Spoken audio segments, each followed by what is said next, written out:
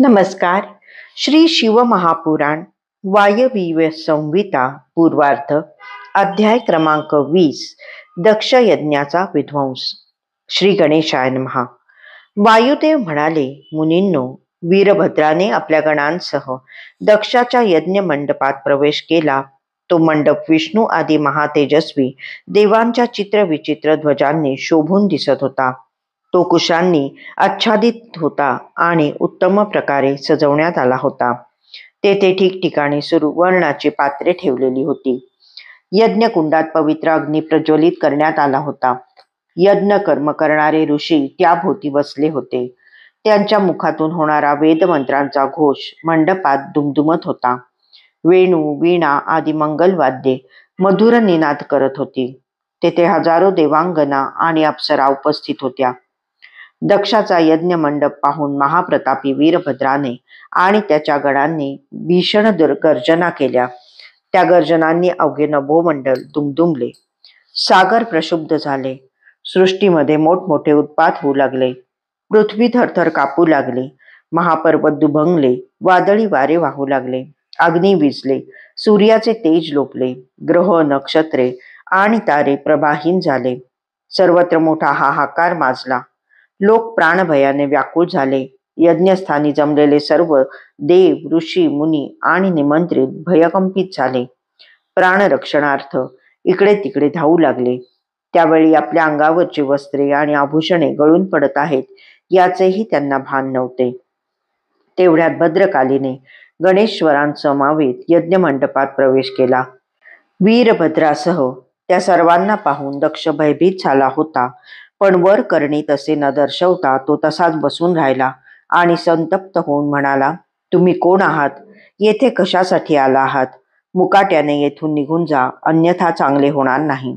तेव्हा महातेजस्वी वीरभद्राने किंचित हास्य केले. मग तेथे उपस्थित असलेले सर्व देव आणि ऋत्विज यांच्याकडे एक जळजळीत नेत्र कटाक्ष टाकून तो म्हणाला, आम्ही अमित पराक्रमी शिवजींचे अनुचर आहोत.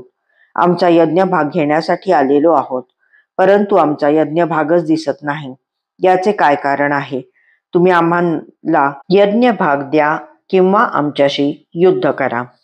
तेव्हा दक्षासहित सर्व देव म्हणाले, यज्ञ कर्मासाठी आम्हाला वेदमंत्रच प्रमाण आहेत. आम्ही स्वतः यज्ञामध्ये भागविधान करणार नाही.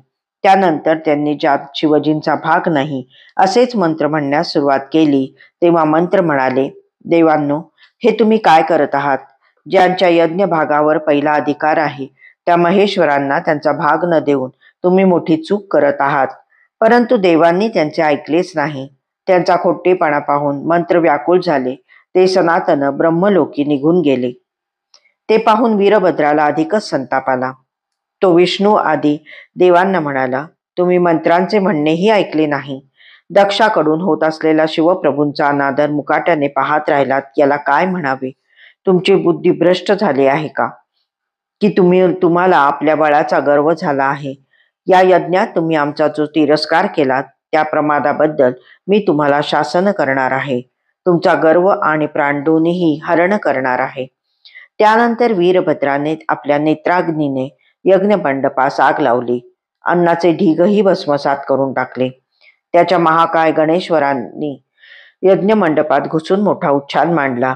त्यांनी तेथील स्तंभ उखडले किंवा हवन करणाऱ्यांच्या गळ्यात दोरीने बांधले. तेथे असलेले सर्व यज्ञपात्रे तोडून फोडून टाकली. त्या पात्रांसह यज्ञाचा अश्वही गंगेच्या प्रवाहात भिरकावला.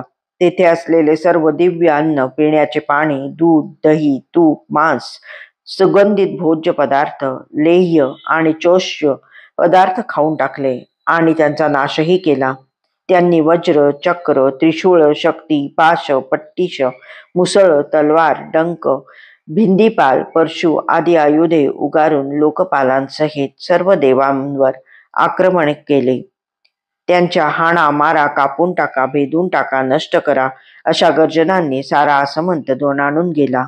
त्यांनी कोणाचे डोळे फोडले, कोणाचे दात पाडले, कोणाचे ओठ तोडले तर कोणाचे टाळूच विदीर्ण करून टाकले. ते दक्षाला अनुकूल असलेल्या तपस्व्यांना आश्रमातून खेचून मारू लागले. त्यांनी त्यांच्या स्त्रुवा यज्ञात तूप वगैरे टाकण्याच्या लाकडी पळ्या ज्या असतात, अग्नीत किंवा पाण्यात भिरकावून दिल्या. त्यांचे कलश फोडून टाकले, त्यांच्या मणिमय वेदी नष्ट करून टाकल्या. हा विध्वंस करत असताना वीरभद्राचे भयंकर गण मोठमोठ्याने गात होते, वारंवार हसत होते, रुधिररूपी मद्याचे पान करत होते आणि उन्मत्त होऊन नाचत होते. त्यांनी इंद्रादी देवांचे विविध प्रकारे इतके हाल केले की ते पाहून कोणाच्याही अंगावर भीतीने शहारे उभे राहिले असते. उपद्रव देताना ते मोठमोठ्याने ओरडत होते, किंचाळत होते, प्रहार करत होते, धावत होते, शिव्या देत होते आणि आकाशात उड्डाण करत होते. ते दुसऱ्या क्षणी काय करतील ते समजत नव्हते. त्यांनी दक्षाचे यज्ञस्थान उद्ध्वस्त करून टाकलेच, शिवाय तेथे निवासासाठी बांधण्यात आलेली घरेही भुईसपाट करून टाकली. त्यामुळे त्या संपूर्ण परिसरावर भीषण अवकळवळा पसरली. सर्व काही क्षणार्धात अर्धशून्य झाले. तेथील स्त्रीवर्ग हे नाथ, हे तात, हे पुत्र, हे भ्राता अशा हाका मारत अनाथाप्रमाणे आक्रोश करू लागले. अध्याय 20 समाप्त.